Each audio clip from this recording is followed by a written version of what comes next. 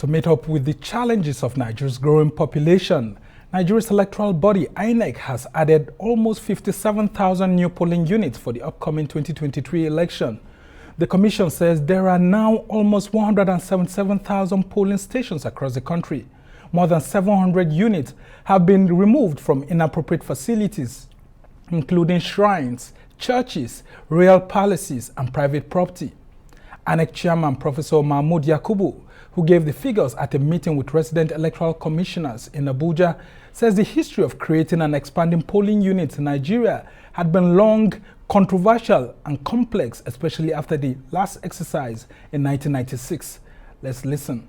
Several unsuccessful attempts to create additional polling units, despite the obvious pressure from increased number of registered voters, the Commission established the voting points and voting point settlements across the states of the Federation and the Federal Capital Territory as a pragmatic response to necessity. The voting points were tied to the existing polling units and voting point settlements. The number of registered voters in a polling unit and the voting point settlement in the FCT was used to determine their voting points based on the upper threshold of 500 and lower threshold of 700 voters respectively. There were also limits used. These were also the limits used for the 2019 general election. The number of new polling units in a state is the number of voting points aggregated from these polling units, particularly those having voting points. All right, to help us analyze this new development, we're joined by Dr. Leonard Nzenwa, the National Chairman of the Interparty Advisory Council. He's also the National Chairman of the AAC, African Action Alliance. And we also have in the studio Ezenwa Nwagwu, who is the Chairman, Partners for Electoral Reforms. Good to have you gentlemen in the studio. Thank you.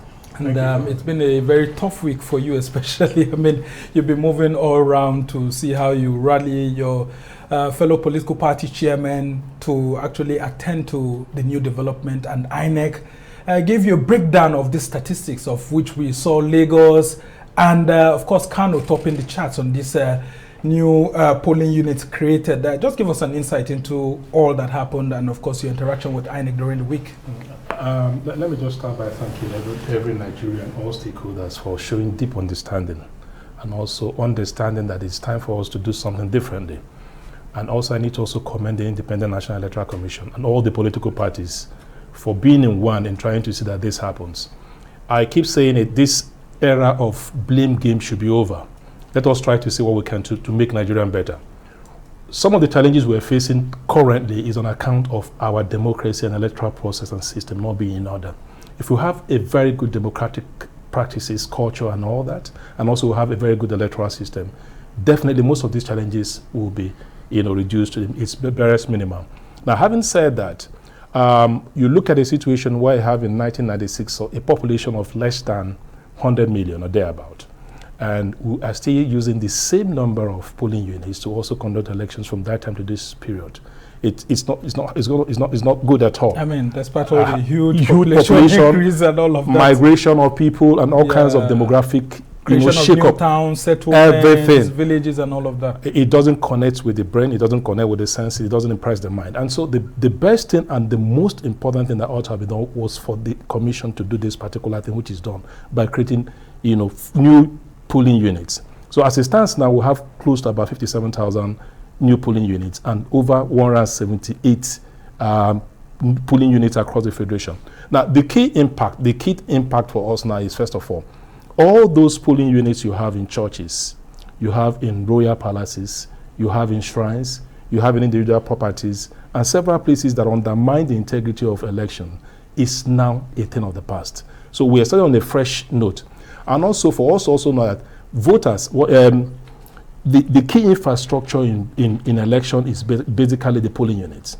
If the polling unit, access to the polling unit is good, is accessible in terms of the number. Yeah, if it's easier for people to be able to walk to the polling unit on election day, makes things much more better. Pretty very easy. Okay. For instance, you see somebody, let's take Abuja for example. This somebody that's coming from somewhere in Maraba, he wants to vote here inside the central area.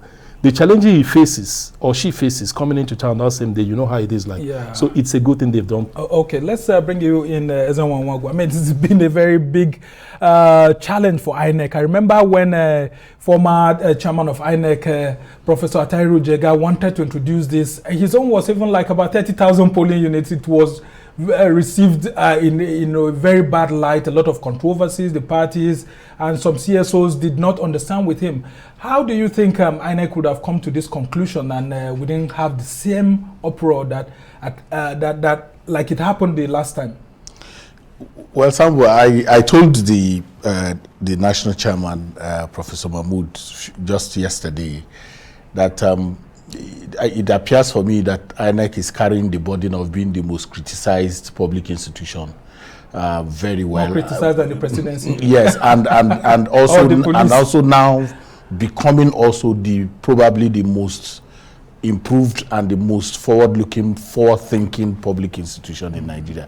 The civil society, the political parties, indeed stakeholders have been on this. But what has perhaps giving them that bragging right, this commission, the bragging right, is that ability to connect and engage stakeholders on every issue, on every single issue and decision that they want to take. And so the back end of this cooking, if you like, the what eventually is served, the back end of it, the back and forth that goes to get it happen is what distinguishes this commission. And one would wonder why that controversy that usually comes up, where there's usually a fear between the North and the South, didn't come up during so the challenge is, I think there is also a confusion about whether we have created, because when I saw creation, I'm wondering really, so you had these voting points, you had voting units, polling units who had this challenge of being over bloated, inaccessible, and rest of them. Some of them, were accommodating up to 2,000. So or even some 5,000. Like he said, out of necessity, now created voting points and voting settlements. So in some sense, we're already gotten used to those voting points and settlements, but they were not polling units. They were not legal. Not legally recognized as polling units. Yes, they were voting points. Yes, they should have been known as conversion. So what I have liked and what have been used is that those voting points have been turned to full-fledged polling units. And each polling unit is supposed to have between 500 and 750.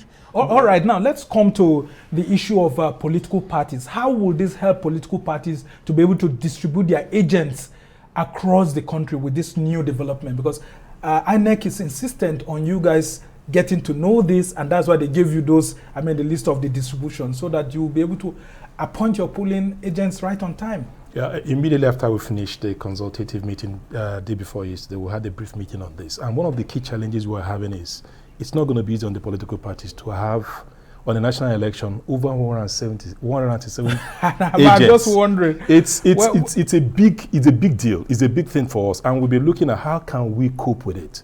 And that's what we're looking at. Is there a way we can get a middle ground around this? Because no political party, no candidate will have that kind of enormous resources to get 170 something agents across the country.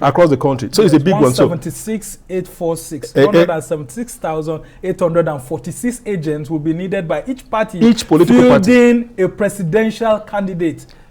So multiply that by 18 political parties, and you can see the mammoth number we're going to have. So what we're looking at, the way we're discussing now is we're trying to find a middle ground how this will be done. And basically it should be around deepening of technology around this, because that's why we're emphasizing on that. But if you want to win elections, you should have, party members who are, widespread across. You can't say you're a national party, you don't have 119, 176,000. Dr. Leonard will have to get to that point that we have been waiting for. And that is the fact that first is, when you say party agents, it means that you are not sourcing. You are taking from your members. Yes. So party agents are your members. You also pay them. No. So hold on. These are challenges. Okay. So you give stipends. You don't pay your members. Okay, fine. So you must be. You give your members stipends for conveniences on those. I hope that stipend is more than what the politicians at the polling units will be willing to give. No. Hold on. If you are going to be contesting national election, if you are going to be fielding candidates for national election, it then means that you already have the infrastructure to be able to do that. So if the argument is that you don't have the infrastructure, then it means that to call yourself a national party raises some questions. So you're advising that they should just face regional and so we need to state or local elections. We need to rethink the whole idea of even national parties, because that's the big issue. You don't necessarily have to be a national party. Okay, we just have to go on a break. When we come back, we'll continue from the very nice, interesting point you brought up here. Well, you're watching This Week on Arise News, and we'll go on a short break. When we come back, we'll continue with the conversation. Stay with us.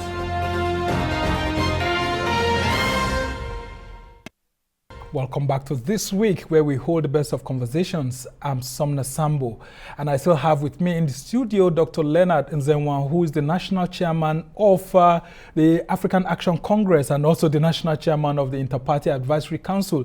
And then we also have Ezenwa Nwagwu, who is the chairman, Partners for Electoral Reforms, and we've been taking a critical look at some of the issues that are coming out of this creation of additional polling units by the Independent National Electoral Commission.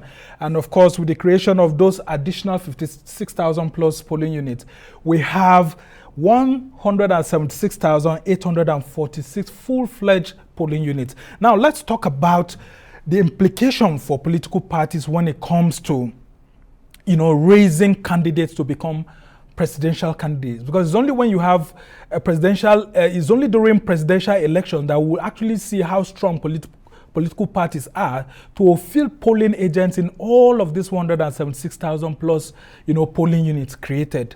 In all of this, how prepared are some of the parties that are small, that are not as big as PDP and APC, or maybe APGA, to actually ensure that they meet up the criteria set up by Inec to qualify people to be polling agents in all of these polling units?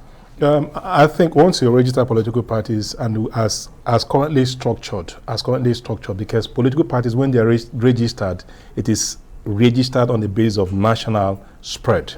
And so all political parties are on that footing as a national political party.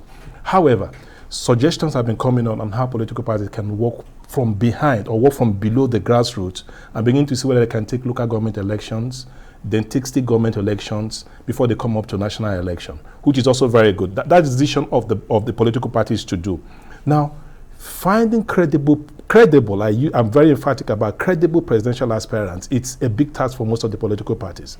And that is because, not only for the political parties, for also Nigerians, we seem to have deficient personalities, people that lacks democratic credentials. Apart from professional background, apart from professional pedigree and all that, we don't seem to have credible in terms of these individuals who can come and say, listen, we have an emotive connection with these individuals, and these are leaders in its entirety that Nigerians fall behind. What we've seen so far is just deep pocket, just as Ezenwa has mentioned. Yeah. We have deep pockets who are walking on the wings of money to now governize the population to come behind him. And that is what is happening. But you ask yourself, can we find a credible Nigeria that does not have money who can contest election at the presidential level and win? The answer, I tell you, is no, because... But well, from the nature of what we have seen, these elections are meant to be expensive, because if you have this 176,000 plus polling units, then it means that the party has to look for people who have deep pockets to be able to strengthen its capacity to provide polling agents across the country. Now, if you put the political parties at the mercy of deep pockets, you also see that these deep pockets will eventually control the party. Apart from the deep pockets, as Nwagwu here, aren't political parties supposed to be raising funds from their members? And should we have political parties all fielding candidates at the national level if they are not qualified or they don't have enough resources to actually run for presidential elections? So we started having a big challenge when we came into this civilian administration, and that challenge came from the doorsteps of President Obasanjo. Many people don't want to, first, the ambush of political parties by executives, by chief executives, became a challenge. So what do I mean by that? Immediately they were elected, the parties were formed from the contribution of well-meaning Nigerians, some of the big parties now. That's how they grew. The G34. I mean, out of the three big parties, there was only one that survived now, PDP. Yes, The other ones so are almost by the wayside. G34 transmuting into PDP.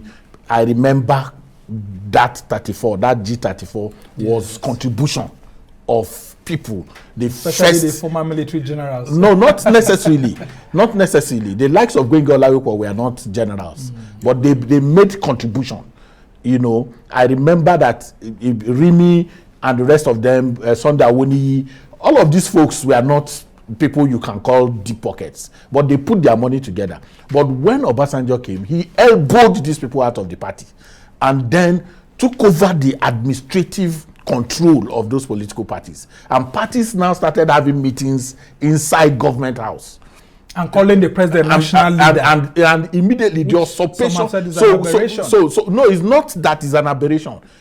Dr. Leo is here. You hardly can find any political party in its constitution where you have somebody called national leader.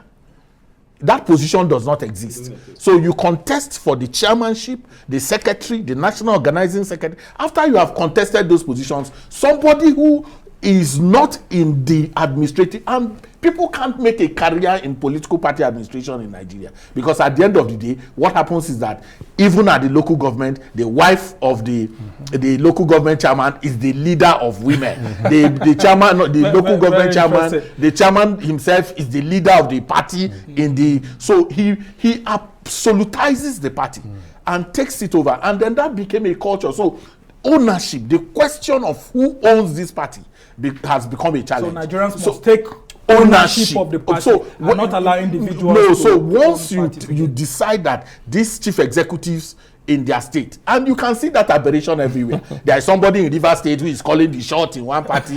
He decides where conventions are. You brought a very good point. And that made during the week that made the Inec chairman actually saying that the commission is angry with political parties with the way they handle their party primaries. Party primaries have been hijacked. At the end of the day, you see all sorts of things happening, and it all boils down to who is funding the party. What's your response? Although I listened to you what you have said that day, but I want you to repeat what you can do. What we're doing is we're shaking the table. Let me tell you, we're shaking the table. What we're doing is we're in deep discussion with some of the key institutions like ICANN, like ANAN, like Institute of Forensic Examiners and Forensic Security. What we're trying to do now is basically the actual job of now screening candidates or aspirants, let me say use the word aspirants, to become candidates of political party will be now shelved to be taken by these particular bodies. In so doing, deeper background checks will be done on these candidates.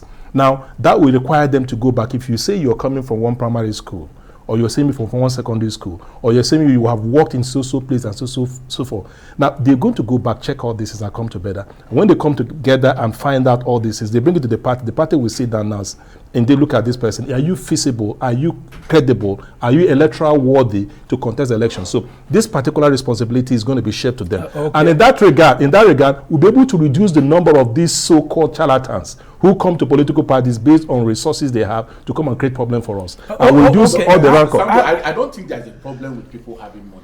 Okay. I don't think we should demonize. Because money the presidential system will practice. Not even that. I don't think we should demonize money. It's first and foremost what Dr. Leonard needs to do is who is a member of a political party and what's his contribution? Do you even have members? Because I have observed the election and I can tell you very important point. Because until that is addressed, who runs election is the superstructure. Yes. The structure itself is who owns these parties. Yes, how democratic and political parties themselves in terms of membership. So once you say I'm a member of a political party, what that means is that I contribute to this party. I can raise questions about every issue that comes in the party. So let's deal, because this, what you are saying, is beautiful, excellent, to be able to, at the end of the day, deal with the superstructure. But the superstructure is the one in which, for instance, there's also the issue of trust. If they donate, if they pay their membership dues, how confident are they that the party hierarchy will be financially prudent? So that's not important, because at the end of the day, you are required to give an audited account by INEC. The department INEC also said many of the parties are failing to do. So, Sambo, what we need to deal with is for a relationship, a deeper relationship between political parties and civil society, in a way that we can cross-fertilize ideas that can help us, first of all, to deal with these things we demand of INEC. We demand of INEC to put out a voter register. I want to be able to see AAC's delegates. Who are your delegates before election? Very, very important. Publish a document that I can see. We just have to move on to other issues. We'll just go on a short break, and when we come back, we'll continue the conversation. It's been very good here having you gentlemen talking with us. It's time for a short break. There's more when we return. Stay with us. Welcome back to This Week, where we have the best of conversations and analysis. I'm Somna Sambu. Now, Nigeria's high inflation is raising concerns, as the World Bank says about 7 million citizens became poorer in 2020 alone. The World Bank says inflation is high and public trust is low. In its latest Nigeria update, the World Bank is recommending, among others, a social safety net for the poor and power sector reform. Well, we have ARISE correspondent Itoro Udofia bringing us those details. Twice a year, the World Bank Group publishes the Nigeria Development Update to evaluate the country's latest economic prospects and developments. The report sheds light on Nigeria's growth while recommending how to move forward. At this forum, leading experts from the public and private sector discussed the newest release, saying with COVID hitting an already fragile economy, the country's long-standing challenges are even more glaring. Nigeria is at a critical juncture. Nigeria has so much potential, but that potential has not been realized. And with the COVID crisis, the pressures on the economy, the pressures on society have been exacerbated. Rising food prices, which in 2020 accounted for 63% of the total increase in inflation, may have pushed almost 7 million Nigerians into poverty. You cannot say that you are a poor country and you're maintaining a lifestyle that is even much more, if you like, unsustainable than people who have the wealth. Limited unemployment opportunities is fueling some of the biggest crises we see today, with rising insurgency and criminality in the country. These factors contribute to the nation's economic instability. The thing here to understand is that the fact that there are more people working does not necessarily mean that they're getting higher incomes, but they're being probably pushed because of the needs of the crisis to go and hustle and find work. Along with a severe economic deficit, many mention the trust deficit between the public and private sector, the rich and the poor. This has made it difficult to know how to make this data accessible and address the issue. Between now and a year ago, if you had 100,000 naira in your pocket, what is worth now is about 81,000 naira.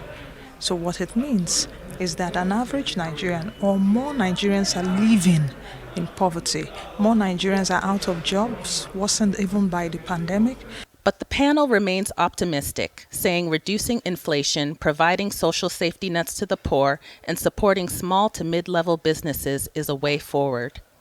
There have to be means to cushion, help ordinary Nigerians absorb the impact of that. And the immediate, most promising way of doing so would be to think about direct cash transfers not for everyone, but for the poorest Nigerians, the working class, low-income Nigerians who are feeling the pinch. Commitment and willingness were identified as the key requirements for Nigeria to harness her potential to move into a brighter future. But exactly how and when that will be achieved is still a question. Itoro Udofia, ARISE News, Abuja. Well, for an in-depth analysis on this, we have with us Ekanem Isichei, who is a development consultant and managing partner at ACIOE. Still with us in the studio is Dr. Leonard Nzenwa, who is the national chairman of the Interparty Advisory Council and also national chairman of the African Action Congress. And also we have Ezenwa Nwagwu, who is the chairman of Partners for Electoral Reforms, all taking a look at critical issues across the nation. And we go to you straight, Isichei. From all of this that we have heard, it looks like Nigerians have to brace up for more actions by the government, because if the government doesn't do more, it looks like a lot of Nigerians will go more below the radar.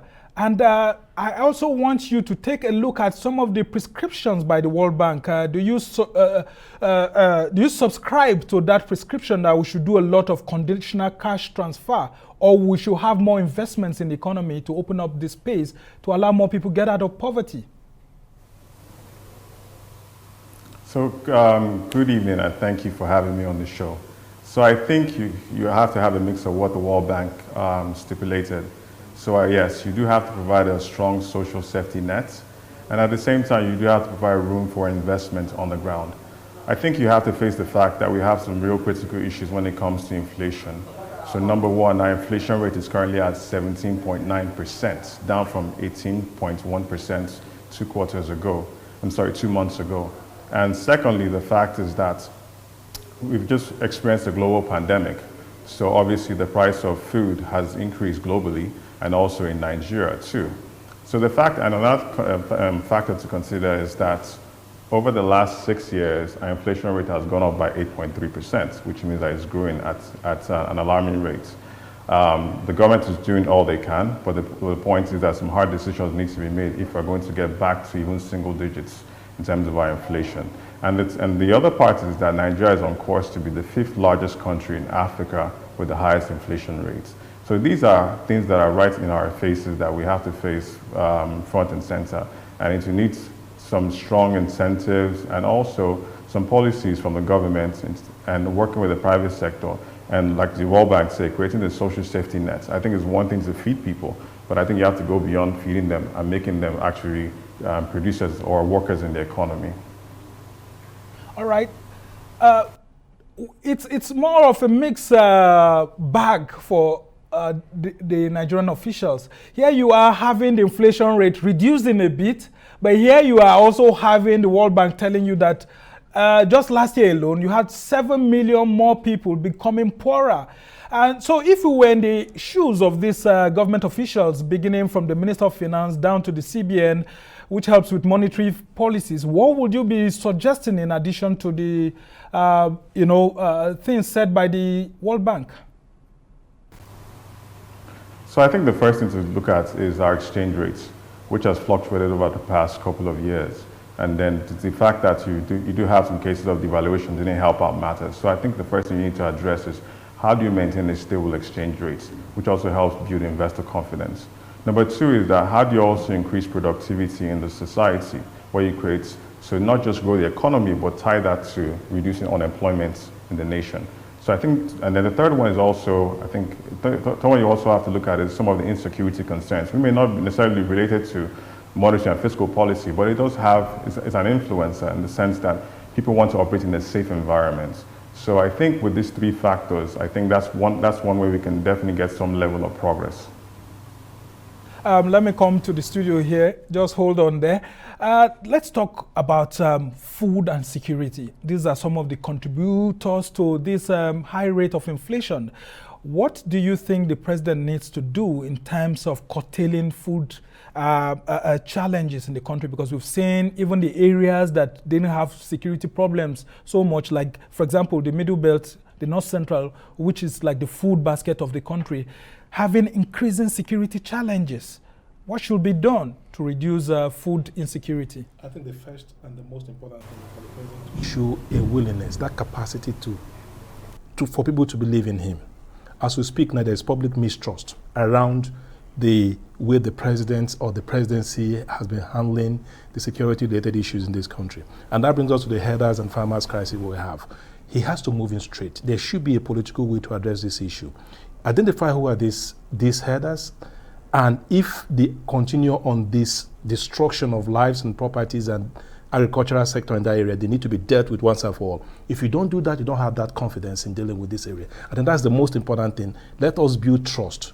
Well, once we build that trust around that, then the people will also have capacity to believe in you. As we speak now, if that is not addressed, just as pointed out by the analyst, we also have that problem around that area. Okay, now let's talk about the issue of conditional cash transfer as prescribed by the World Bank. Do you think that's what we should be focusing on? I think the World Bank should take responsibility that the tree it planted is already yielding fruits. In terms of the fact that we've been dealing with their prescriptions for the last 30 years. Removal of subsidy, deregulation of the economy, privatization, monetarization, commercialization. All of those prescriptions have deepened poverty, and we must deal with it. You see, the challenge is that if you don't industrialize, you are going to be doing what I call recharge card economy. But the World Bank has also been providing loans to the country. No, you see, that is it. What are the conditions for those loans? The loans are not, they are not free. They are tied to something. And some of what they are tied to is what deepens poverty. And that is what I've just told you. You need to remove subsidy, you need to deregulate, you need to privatize, you need to... And we have done all that. We have sold everything. We have sold even our common patrimony. And yet, the poverty is still deepening. So you must go back to that point where you are asking yourself that an institution that can take 17,000 engineers is lying comatose. Every year, you are told that it is 97% near completion at Jokuta. Your textile industry is at, so if you cannot take on, if you get Ajokuta running, you get Jos Rolling Steel Mill running, you get Katsina Rolling Steel Mill, you get Osogbo running, and this has capacity to take millions of your people out of and give them real jobs that can promote. Okay, now let's go back to you, Isichei. One of the critical issues that a lot of persons are looking up to the government to do is to boost job creation. And even the World Bank attested to it that job creation is very, very essential considering the youthful population that we have. What will you prescribe as the quickest way to actually make some quick wins in that aspect of job creation? So I think for job creation, there are a couple of things. In the agricultural sector, which is one of the greatest contributors to GDP, I think scaling up efforts in that sector will be really helpful, especially since that's one of the major drivers to real GDP. The second two, I think, is looking at the ICT sector. The ICT sector in Nigeria was one of the fastest growing sectors during the COVID pandemic, which, in a way, opened our eyes to the fact that technology is here to stay. So you have a lot of young people also in the ICT sector. And the third is the creative sector. These are three key growth sectors that we should really look at incentivizing. The fact is that the world is moving especially more towards technology, and you have the likes of Flutterwave and Paystack, which are probably worth more than a lot of banks even in Nigeria. So it tells you that the world is shifting towards a certain trend. And I think that taking advantage of that human capital, even exporting that human capital we have in Nigeria is also really, really good. I think looking at these areas, we can definitely do a lot in terms of helping out the young people in the society. And I want to also add one more thing too. The fact is that we have a lot of young people, and especially a lot of young people that are unemployed in Nigeria. And we need to address that really well, because the fact that if we don't do that, it's going to lead to more issues around insecurity in Nigeria and also create an additional crisis. Okay, just to add to it very quickly, I want to get your opinion on why the exchange rate keeps fluctuating. I mean, just like you heard in that report, if you had 100,000 naira last year, it's now worth 81,000 naira in terms of the dollar naira ratio. What should be done to make sure that we don't have it getting down as low as 50,000 naira? Very quickly. So I think for the foreign exchange rates, I think CBN has tried. But the fact is that when you consider Nigeria's huge imports bill, when you consider the fact that there are fiscal challenges in terms of revenue generation, and the third, adding a global crisis to it, you find out that it's not an easy thing to do. But I think it really comes down to the fact that there just has to be one stable exchange rate, and let's just start growing from that. So the fact that we have multiple exchange rates don't make things easier for us, and it causes a lot of unrest in terms of investor confidence. So I think going back to the fact that we should have one stable exchange rate, we'll probably solve our issues with that. But we also have to address the fact that if we don't increase productivity in Nigeria and also export more than imports in the sense, I think we're going to face additional pressures and probably see more devaluation in the future. All right, thank you so much, Isichei. Just hold on there. We'll have to go on a short break right now. When we return, the Nigerian army rescues some of the students and teachers kidnapped in Kebbi State as President Muhammadu Buhari visits frontline troops in Borno. Stay with us till we come back.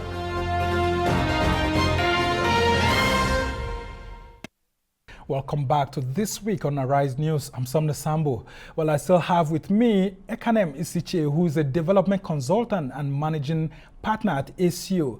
And still with me also in the studio is Dr. Leonard Nzenwa, who's the national chairman of the Interparty Advisory Council and also national chairman of the African Action Congress, and Ezenwa Nwagwu, who is the chairman partners for Electoral Reforms. And of course, we are taking a critical look at issues that happen within the week and some issues right here. And I'll just go very quickly to the issues of the inflation, high inflation rate that we're talking about, just so that you have one minute hit on it. Let's talk about some of the recommendations that you have been saying while we're on break.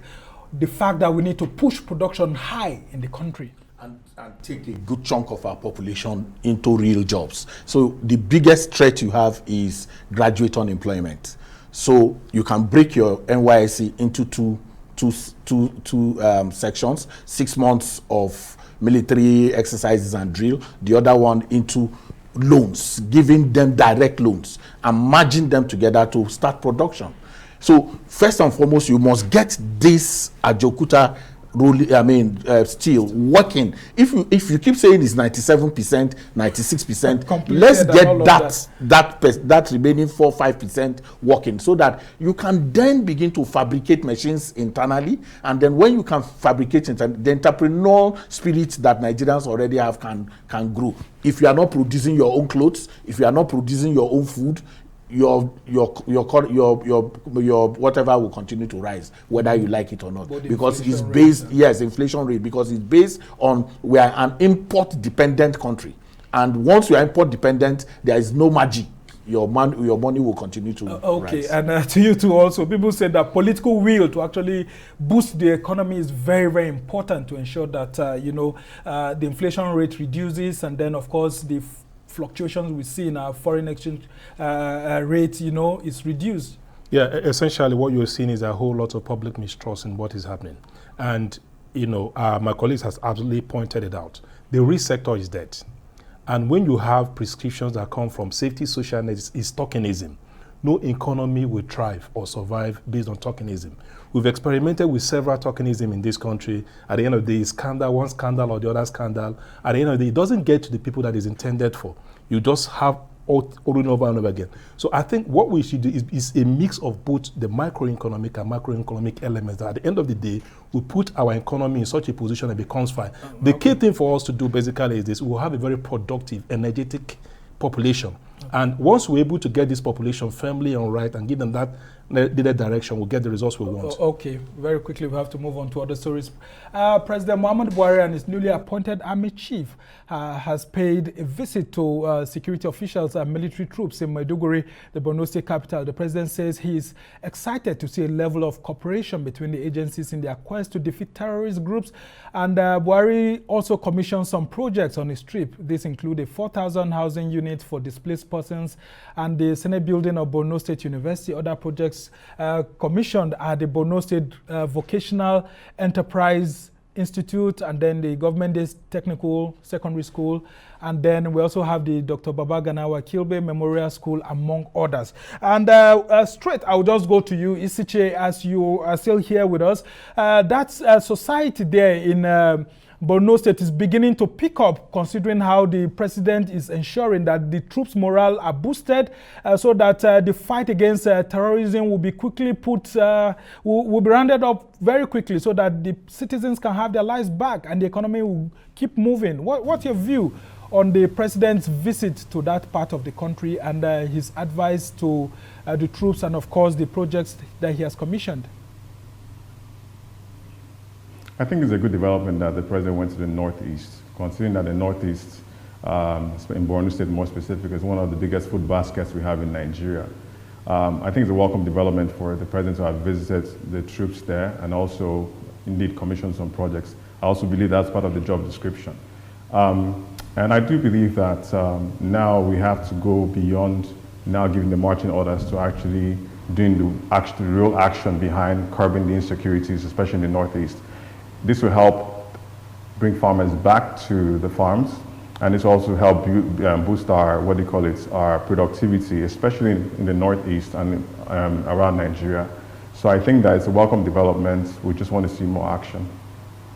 And I come back to you here in the studio. We had this abduction in Kebbi State, which is a very strong agricultural producing state. And a lot of people were afraid about what is beginning to happen, especially in the Northwest again. You have bandits terrorizing these communities that are producing food and all of that to help us.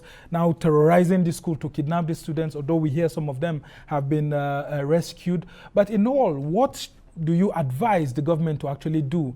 Although President Buhari has boosted the morale of troops by actually visiting BORNO State, but this insecurity is going around, and he says he's interested in quelling insecurity to ensure that we have more food production. Well, I think we need to collapse the insurgency industry. If we have the ritual of visitations, morale boost, and that industry is left the way it is, in terms of those who profit from it, we're not going to go anywhere. You see, insurgency is difficult to break because you now have both aid agencies profiting, creating jobs out of that. There are 4 flights going to Maiduguri almost every day, and in that 4 flights, many of the people who are in those flights are not Nigerians. They have businesses to do in those places. We must collapse that thing that takes them to that place. We have a trade going on, the fish trade. In spite of insurgency, the fish trade has been unhindered. Who profits from that free trade? The drug trade and the rest of all the other trades, smuggling that is going on. Yeah, but when you see such an issue still going to Kebbi, I mean, Kebbi used to be like one of the safest areas. No, that's what I'm saying. So the industry, the kidnap industry, the money-making part of it, the ransom connection to it, who breaks it, the banks, where does this money, the running of it. We need to have a conversation, a multi-stakeholder conversation about how to Well, he has called it an industry, the kidnapping industry. But very quickly, what should the president and then, of course, the governors be doing to ensure that schools are protected, farming communities are protected? Because this banditry is becoming so much, kidnapping is becoming high, like this one, and it may affect food production, for example, like in Kebbi State, which has been peaceful in recent times. It's not a pleasant story that each time you get one kidnapping or the other, or one killing or the other from one particular state or the other. Now, we know that school is a target. We all know that school is a target. What are the measures that the government is taking or the institutions are taking to... money is the target. Well, this time around, we even had about 21... You take the students, some money is paid. Yeah, the unfortunate thing here is that we had about 21 policemen in that school, yet yes, they still went and attacked the school. Break this industry. Somebody profits from this. You know, Nigeria, the conversation we have is a textbook conversation. No penalty, no sanction. You have people who are supposed to guard institutions, then there's an infiltration, no sacking, no punishment, nothing. No penalty. Right. Very quickly, let's go to you, Isichei. What will be your closing word to the Nigerian government on how to actually reduce this insecurity, especially in the food production centers of the country? So I think it's a collective discussion among all the stakeholders, both from the traditional rulers to the private sector, local governments, all forms of governments. I think everybody needs to get back to the drawing board and figure out what do we really want to do. And I think like one of the my senior colleagues said over there, I think when we start getting back to public indictments of some of these criminals and criminality going on, I think when people see that, it also brings some sense of fear. But as long as that's not being shown even to the public and people don't feel there are repercussions for what they're doing, some of these things will continue. So I think more dialogue between all the key stakeholders, and then there should be a strong, I don't want to use the word, I don't use the word punishment, but there should be. I think most criminals should be brought to justice, and that should be shown publicly. Thank you. Who's a development expert, and we must bring it to the notice of our viewers that the Nigerian Army has already rescued 2 teachers and 5 students abducted out of about 70 students or so that were abducted from the Federal Government College in Benin Yauri in Kebbi State there. But we must thank you so much for all that you have done by joining us here. Thank you so much. my very powerful colleagues here who have been very helpful, talking about Ezenwa Nwagwu, who is the chairman of the Partners for Electoral Reforms. And then we also have Dr. Leonard Nzenwa, who is the national chairman of the Interparty Advisory Council. It's been good having you gentlemen in the studio. Thanks so much for being with us on this week, on the edition of This Week. From me and the entire team here in Abuja, goodbye and thank you for watching. I'm Summer Sam.